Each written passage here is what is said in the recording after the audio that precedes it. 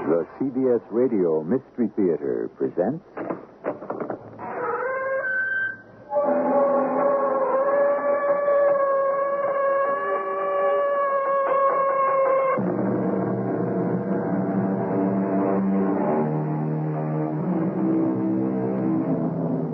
Come in. Welcome. I'm E.G. Marshall. From 1861 to 1865, the people of the United States were engaged in a murderous civil war. Those years of conflict were the most costly epoch in all American history, not only in money and in hundreds of thousands of wasted lives, but in the complete breakdown of our society. It became, in many places, what was called a war between brothers, especially in some of the border states, where the sympathies of the citizens were sharply divided between the causes of the North and those of the South. And death was a constant companion to them all. Tomorrow morning, sir, when my neck is snapped by the tightened rope, and I hang dangling in the air, I will still be alive. In pain, but alive. And once I'm finally what you call dead, all it will mean is an end to that pain. Your conclusion?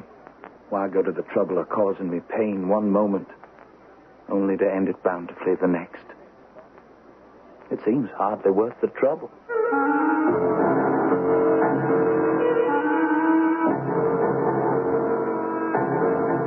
Our mystery drama, A Matter of Conscience, is chiefly based on the Ambrose Bierce classic short story, Parker Addison, Philosopher. It was especially adapted for the Mystery Theater by Arnold Moss and stars Christopher Tabori. It is sponsored in part by Buick Motor Division and ARM, Allergy Relief Medicine. I'll be back shortly with Act One.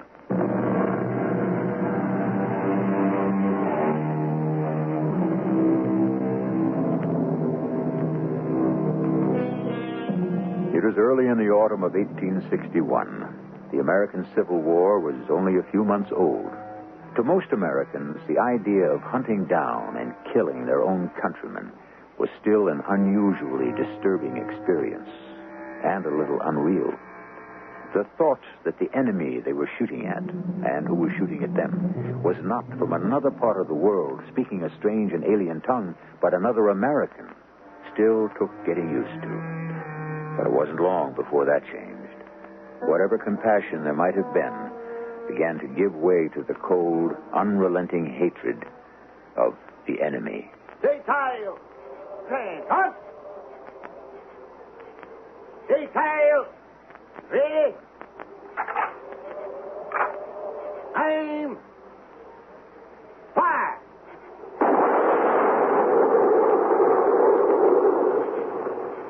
Corporal, have your men pick up the body of the prisoner, convey it to the place which has been designated, assign 4 men to dig the grave, then bury the body immediately, by order of the commanding general.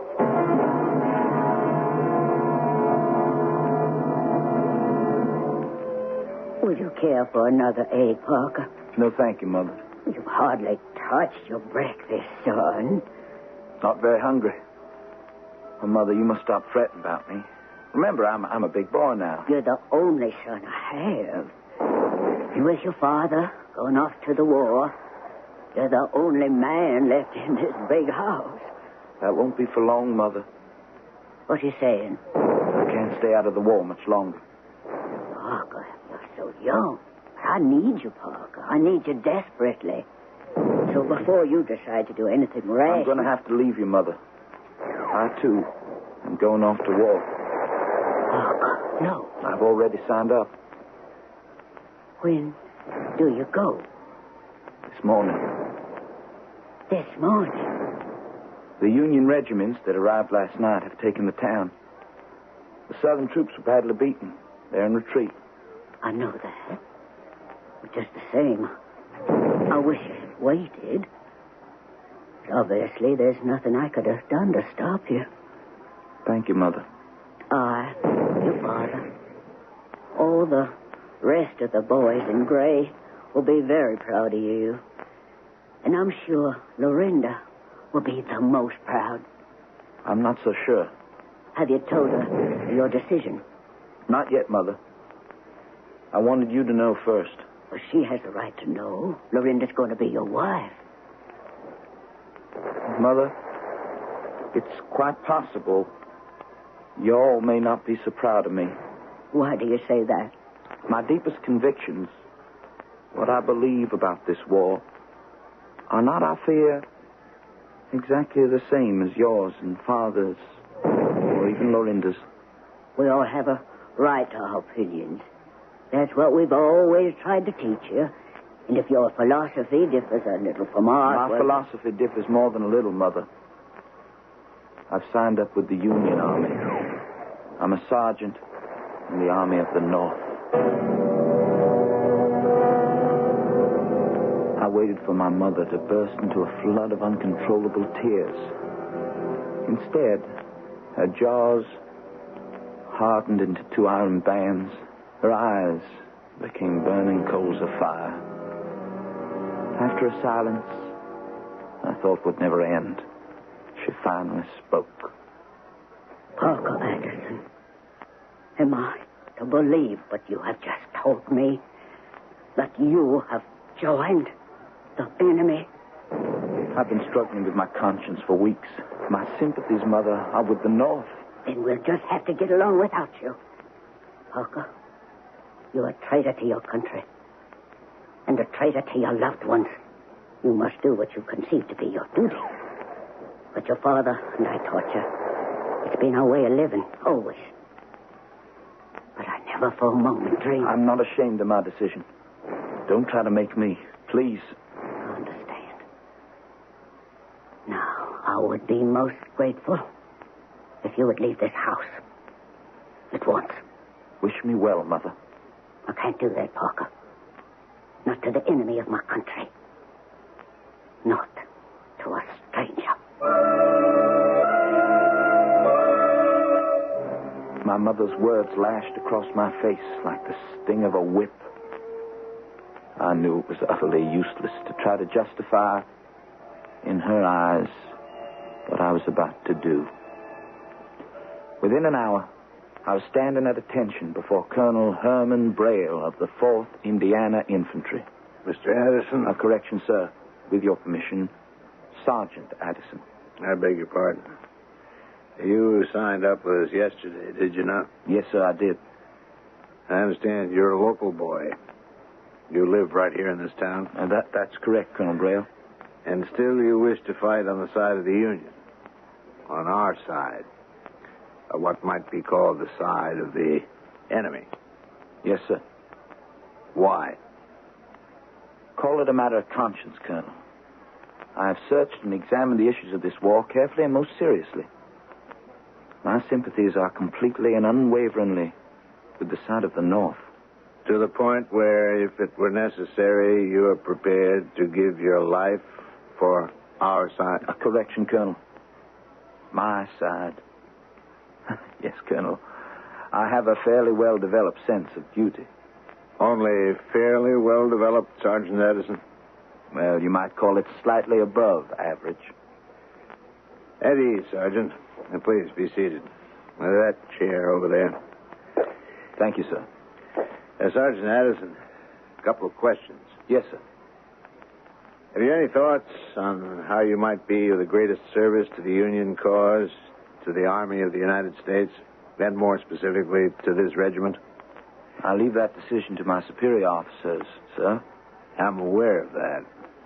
Without intending to sound boastful, I can say that I'm a first-rate shot around rifles since I was 8 years old. I see.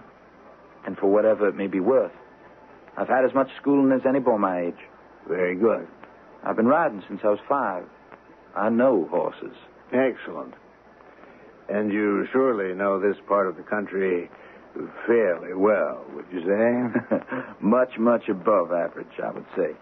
There's hardly a foot of ground within 30, 40 miles of here I wouldn't recognize as well as I would my own face. And then I think my question has probably been answered. How you might be of greatest use to this army.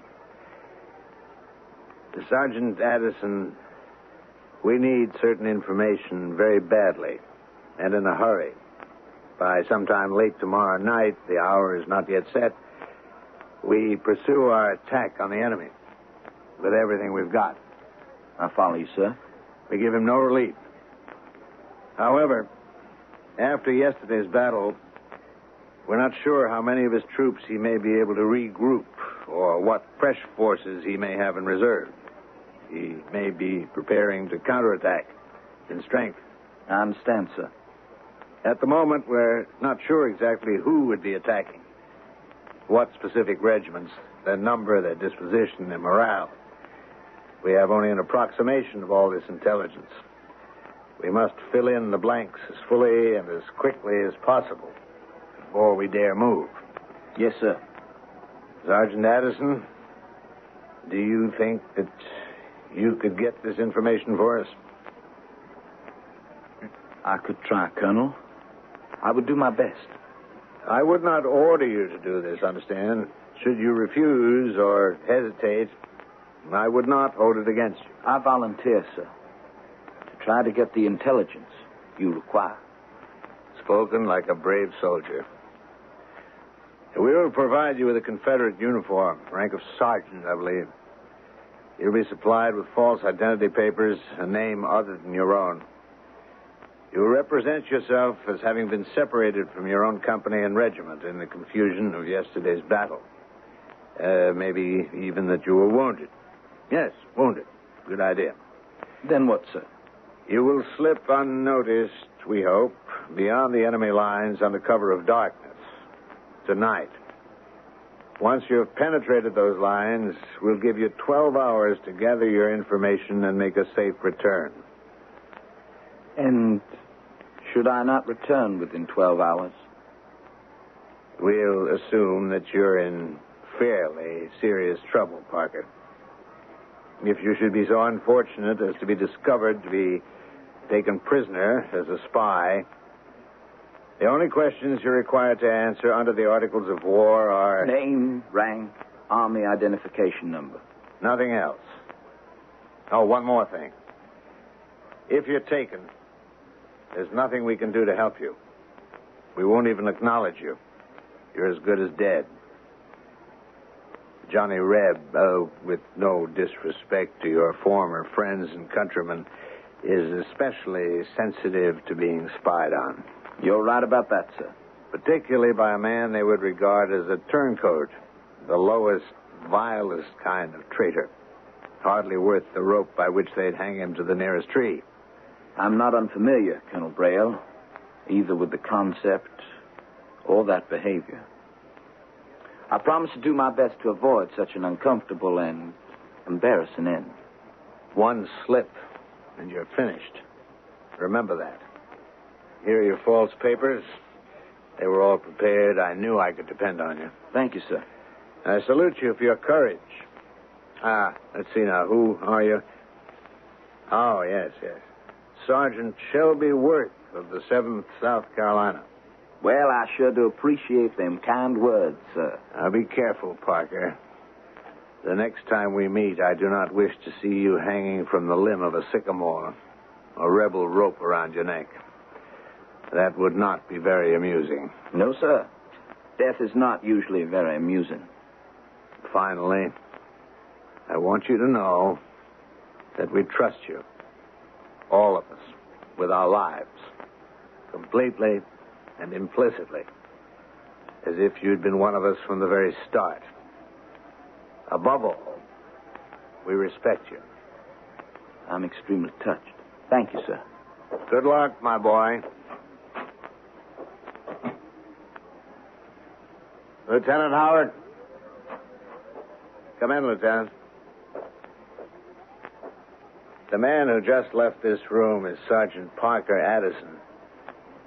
You're to watch him like a hawk every minute that he's here. He is to suspect nothing. I don't trust him any further than I can throw him.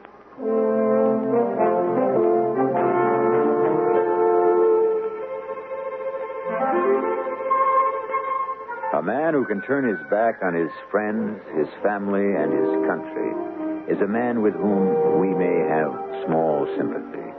At the same time, he is a man whose deep moral convictions many of us are compelled in some strange way to admire. This is the course young Parker Addison has chosen.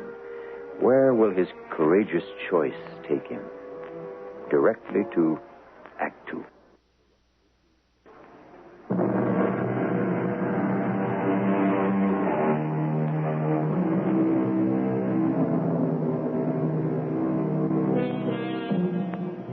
As night began to fall, Parker Addison, in the uniform of a Confederate sergeant, slipped unnoticed through the Southern lines. There was enough of the lingering daylight for him to see that the fighting of the previous night had been hard and murderous. The taste and smell of battle were still in the air. Among the splintered trees lay wrecks of men and horses. Stretcher bearers hurried about, carrying away the few who showed some signs of life. The dead were piled up like so much cordwood, while trenches were being dug to receive them. I raised my hand to my head. It was crudely bandaged to give the appearance of a serious wound. I limped slightly, as though I had taken a shot of grape in the leg. Before long, I joined an endless moving line of suffering men, their faces drawn, their ragged uniforms spattered with crimson. A grizzled old soldier hobbled up to me. That were a pretty good fight last night, weren't it? Yes, it was. Never seen our boys put up such a fine scrap. Never. Oh, that they did. Even if we did take some of a licking. Well, we can't win them all, old man, can we? Well, ain't that the truth? Well, where were you hit? Piece of shrapnel caught me here, right here over my right eye. It give you much pain? Enough. Hoping I don't lose my eye. Oh, then I caught a little grape here in my leg. How about you? Why, I took a big one here in the groin. Blood just keeps pouring down into my boot. Where you from, Sergeant? South Carolina. Got separated from my regiment. You? Kentucky, 7th, Company C. You lads hurt bad? Bad enough. If 1 out of 10 of us is still a living, we'll be doing pretty good. 1 out of 10. Well, how about the others? The other companies? From what I heard, we're not in very good shape. Not good at all. Where do you think you boys be now? We couldn't say. Did you have any cavalry support or artillery? Oh, we did, but... Who is your commanding general? Well, commanding general. Now, you just wait one solitary minute, mister. You're asking a lot of questions. Questions that ain't really none of your dang business, so it would appear. Oh, I didn't mean to... What makes you so dang nosy, anyway? Soldier, you're absolutely right. It is none of my business. Why, I was just hoping that things were not quite as bad for all of us as they seem. Well, I can understand that. You know, a couple of weeks back, young fella come along out of nowhere, just popped up, started his smelling and his sneaking his way around our company, poking a lot of questions at us. What happened? We poked one too many. Turned out to be a dang Yankee spy. But, we took good care of him, we did. You did? Oh, you should have seen him flapping around in the wind, strung up on the branch of an old oak tree. Funniest sight you ever did see. Any idea where this column we're in is headed? This column of the Walking Dead. Word was passed along that there'd be some kind of field hospital somewhere up ahead. A couple of miles more, maybe. Oh, I see. The army surgeons will do their best to patch us up and put some of us together again in good enough shape to get us back to fighting. That is, if we live long enough to get to ever see them surgeons. We kept limping along in the black night. The whole long, struggling line of us. Suddenly, down near Whitewater Creek, we blundered onto a hastily thrown-together field hospital. By the light of their crude lamps, the doctors were busy sweating over the wounded men, 3 or 4 soldiers, rifles at the ready, stood about as guards. Before I could get out of sight, one of the officers spoke to me. You're next, Sergeant. Thank you, sir. Now, what seems to be your trouble? Now, if you don't mind, sir, I'd just as soon took care of my old friend here. Oh, I think he's in much worse shape than I am. Now, you sit down on this log. Now, bring the light a little closer. No, please take care of the old fella. I can wait. He's been hit in the groin, and he tells me that... I will make the diagnosis, Sergeant. Now, sit down. Now, first, let's get these filthy rags off your head and see what you've been hit and how. Just how badly. Well, it really isn't all that bad. Will you stop being a hero, Sergeant? Now, we got all the heroes we need piled up out there like so many fallen logs. Now, you just sit still. The wound, it doesn't trouble me all that much. Now, look, Sergeant.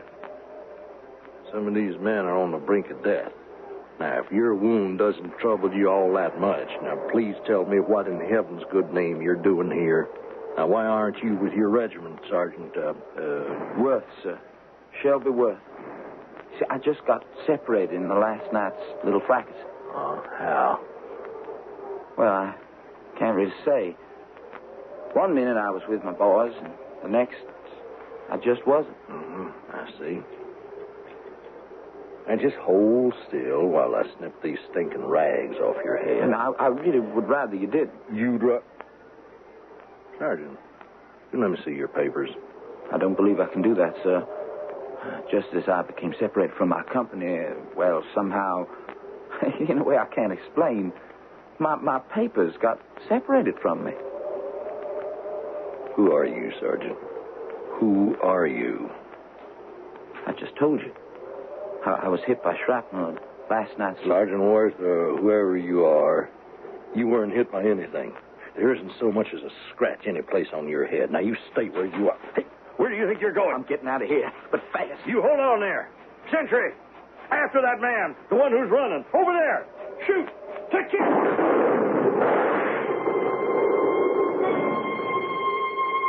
Only the velvety darkness of the night saved me. That and the fact I knew exactly where I was.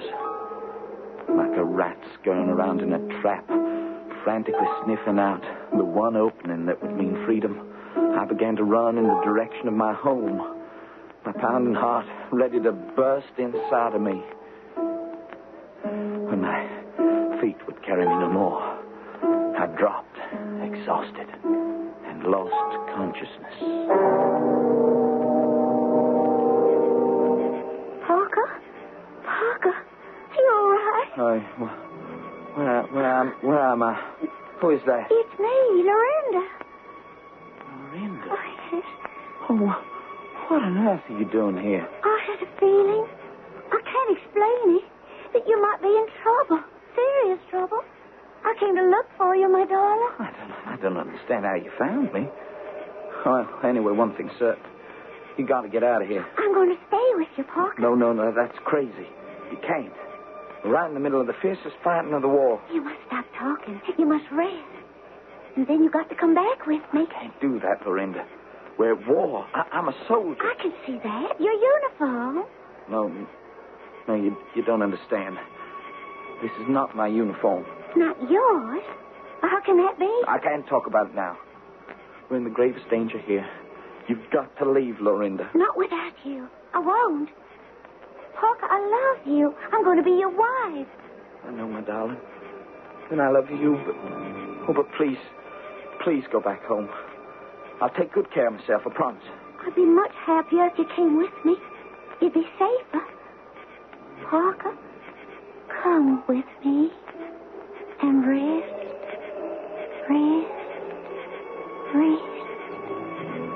Come with me. You're under arrest. Come with me. Who are you?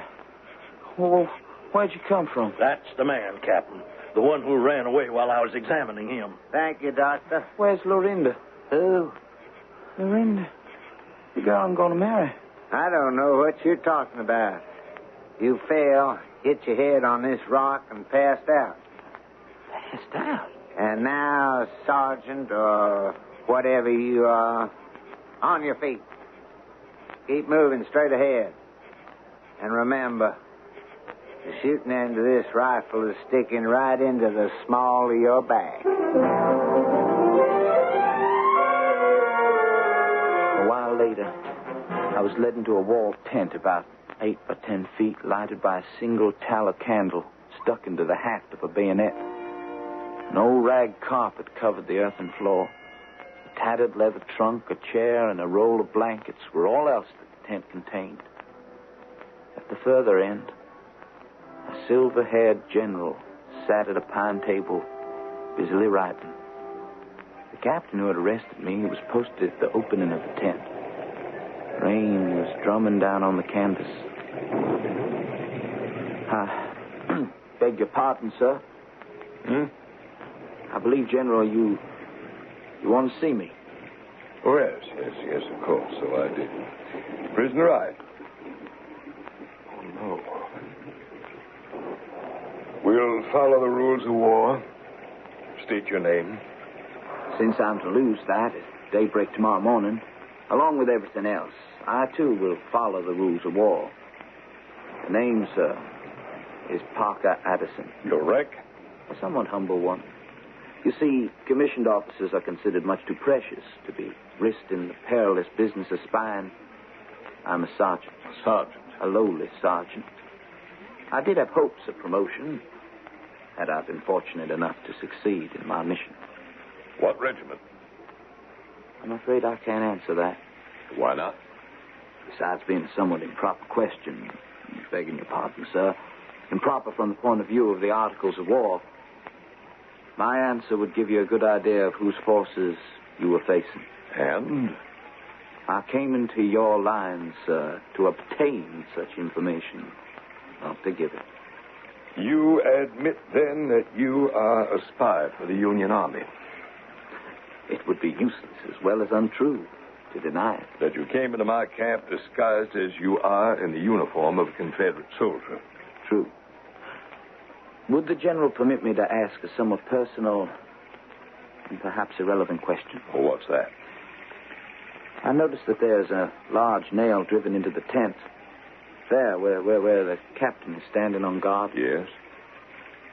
From it is suspended a sword belt supporting a long saber, a pistol in its holster, and, if you'll permit me to say so, absurdly enough, a large, long-bladed, double-edged Bowie knife. Well, what of it? A most unmilitary weapon, wouldn't you say? Perhaps a souvenir of my days as a civilian. When I would go hunting in the company of my son. I once had a son. I'm sorry, sir. Thank you. Any more questions? No, sir. And thank you. Captain? Yes, sir. Please take this paper to the Adjutant General immediately and then come back at once. Yes, sir. And, the prisoner, General? I'll take care of the prisoner. Just do what you're told. Yes, sir. Sergeant Addison? Yes, sir. It's a bad night, isn't it? It certainly is. For me. I can only hope that things will be clear by morning. For both of us.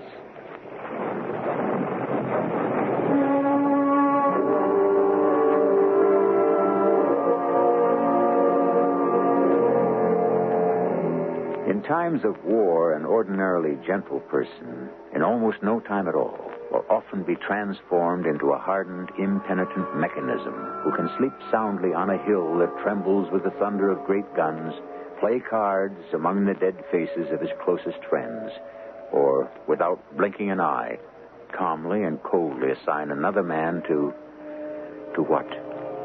I shall be back shortly with Act 3.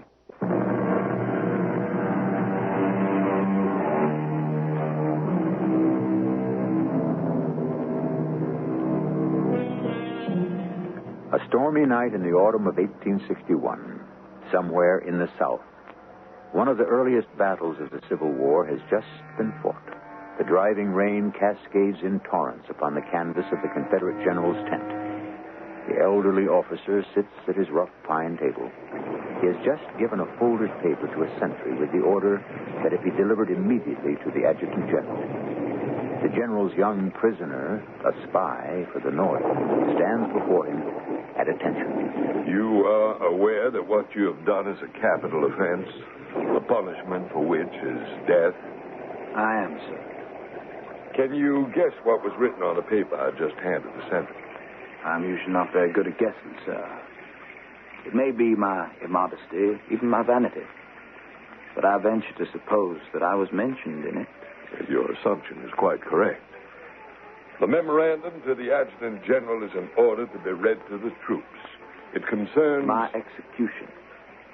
Correct, sir. It also contained notes for the guidance of the Provost Marshal in arranging some of the details of that rather special event. Special, sir. It's not every day that a Northern spy falls into our hands, particularly a Northern spy who was born and raised right here in the South. I hope, General, that the Provost Marshal will arrange the spectacle with taste and with intelligence. I'm sure he will. One question. All you like, sir. Have you any arrangements of your own that you might like to have carried out? Any messages to your friends, your family, your loved ones? Do you wish to see a chaplain? A chaplain? At daybreak? At 5 a.m? No, I couldn't think of being so inconsiderate of another man's sleep. Well, besides, I could hardly expect to secure a longer, more pleasant rest in heaven by depriving a chaplain of his rest. Do you mean to go on to your death with nothing but these silly jokes on your lips? One hardly jokes about death. I would have no way of knowing about that, sir. You see, I've never been dead before. This is all very new to me. And you will not be serious. Isn't there anything more important you can say at a time like this? Isn't there anything more important you can say to me, sir? I know that death is supposed to be serious, something one should not treat lightly. But I've never heard this from any of those who have actually experienced it. I see no point in discussing this any further. One thing I'm sure of all the dead men with whom you, in your soldierly occupation, have strewn your path, I'm sure that few have shown any noticeable signs of either pain, suffering, or regret. To me, the very thought of death is horrible. Yes, I have seen men die. And I admit I've been the cause of many of those deaths. To see a young life snuffed out as you would blow out the flame of a candle. Then why do you add me to your long list? Meaning? You could order your men to release me. Under the circumstances, such procedure might be considered understandable, if not reasonable. One last point. Yes? Suppose I made an attempt to escape. Here, this very minute.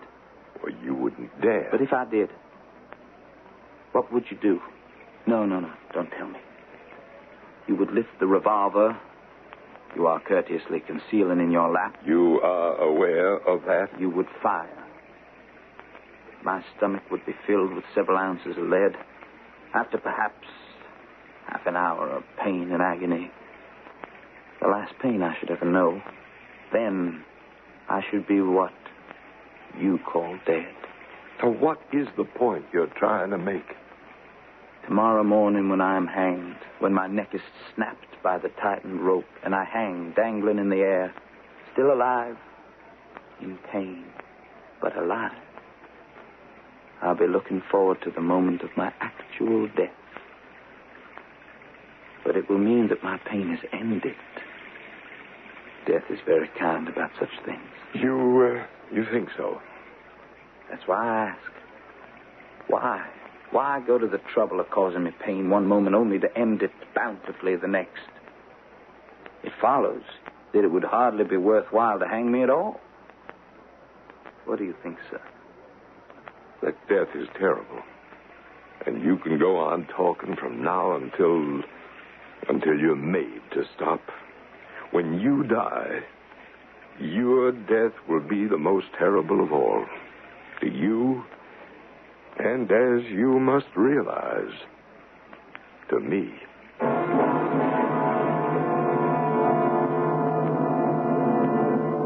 was a long silence. The storm had ended. The general sat there impassive, as if his eyes were mounting guard over me, while his mind concerned itself with other matters.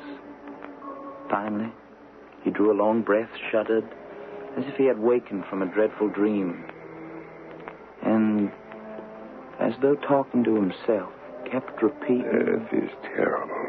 this man of death. Death is terrible." General, you sent for me? Huh? Who's that? Captain Hesterlick, your provost marshal. Of course. Come in, please. Thank you, sir. I got your message from the adjutant general. Yes, of course. Captain Hesterlick, this is the Yankee spy who was captured inside our lines in a Confederate uniform. He has confessed. Yes, sir. I believe the storm has passed. Yes, sir, it has. It's clear night, moon shining. Good.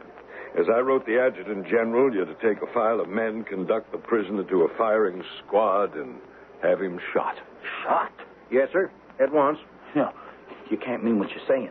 And I'm not to die until morning. I never said a word about your dying in the morning. Of course you did. No, it was you who have been speaking in terms of tomorrow morning at daybreak, not I. That was an assumption of your own. You die tonight. But why? Why are you doing this? General, I'm to hang. I'm not to be shot. Well, it'll take at least 2 hours to erect the gallows. You wouldn't hang me from a tree, would you? And certainly not shoot me. What difference does it make? Spies are hanged, not shot. I've my rights under military law. Captain Hesterlick, proceed with your orders. Yes, sir. Prisoner, face the opening of the tent. The point of my saber is quite sharp. Now forward, toward the tent opening. It was 3 short steps to the tent pole. I sprang toward it like a cat. Seized the handle of the long Bowie knife that was hanging there. Thrust the captain aside, leaped upon the general, and with the fury of a madman hurled him to the ground. The table was overturned, and the candle was extinguished. Help me, Captain, help me! The provost marshal pounced on me. In no time, the 3 of us, a welter of limbs and bodies, fought and clawed at one another in the pitch-black dark. Get that knife away from my throat! The tent collapsed upon the 3 of us, and beneath its heavy folds, the struggle went on. The captain, on guard outside the tent, had obviously fired his rifle to attract attention. Soon the drums began to beat the long roll. Bugles sounded the assembly. Swarms of half-clothed men, dressed as they ran, rushed into the moonlight, fell into line. When all was under control, the men stood at arms, while an officer and the men of his escort tried to bring order out of the chaos I had created. Someone lifted the canvas of the tent that had covered the 3 of us. You, our prisoner, Yes? stand up, if you can. What happened? I can't say, sir. Captain Tasman? Dr. Tasman? Captain Hesterlick is dead. That Bowie knife, the general's Bowie knife, was stuck deep into his throat. And clenched in his hand, his own saber, streaked with blood up to the hilt. You, how'd this happen? I don't know. Look to the general. Now, you're hurt here. Let us help you. No, I think He's taken at least 2 sword thrusts. Now, one in the thigh and the other in the shoulder. He's lost a great deal of blood. Do what you can. I was dazed and shivering. It was as though a heavy white fog had settled on everything about me. I could not raise my right arm. It was broken. I shrank from whatever help was offered me, cowering on the ground, babbling a torrent of words I could not understand myself. My face, swollen by blows and stained with blood, felt as though it were a ghastly white. The whiteness of a corpse. I heard a voice say, No, he's not insane. He's merely suffering from fright. Overpowering fright. Officer, somebody, Yes, General. the prisoner, he's to be taken out at once, and he's to be shot. the General's mind is wandering. The General's mind is not wandering. Those were my written orders, and they are still my orders. March the prisoner away from here. Line up a firing squad and execute him. Well, did you hear me? Execute this spy at once. Detail. Finish, hunt. Detail. Ready? Aim. Fire.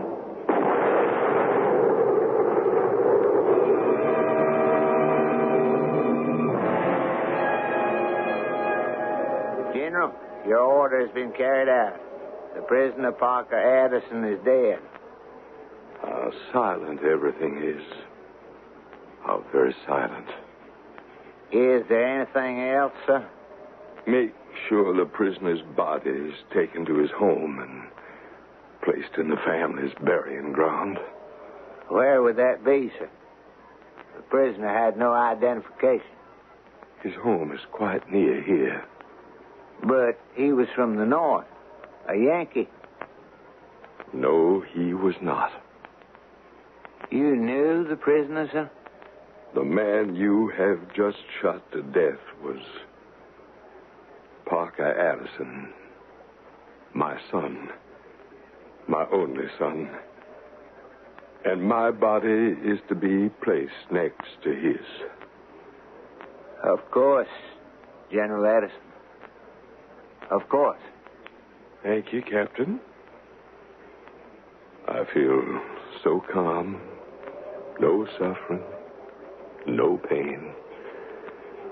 Maybe this is what Parker meant by death.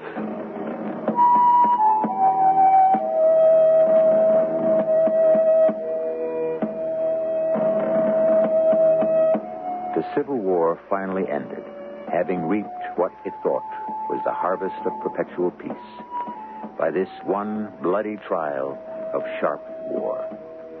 The nation tended its wounds and did its best to soften the agony and torment of 4 long years of a war that often pitted brother against brother, or, as in this case, father against son. I shall be back shortly.